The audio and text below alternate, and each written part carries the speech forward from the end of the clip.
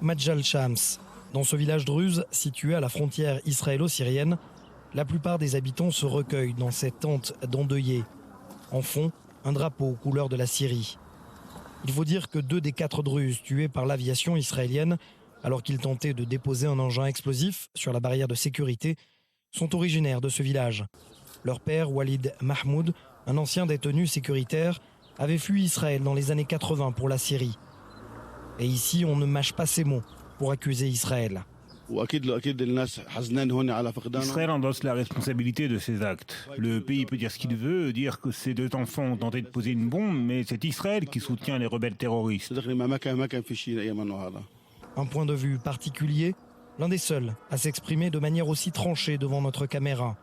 Pour ce membre de l'opposition contre Bachar al-Assad, cette tentative d'attentat pourrait avoir des conséquences sécuritaires sur la région. En fait, nous sommes sur la ligne de front de la guerre syrienne. Ça peut avoir de très graves conséquences sur notre vie. Il suffit de sortir de Majal al-Shams pour comprendre que la tension est encore palpable 24 heures après les faits.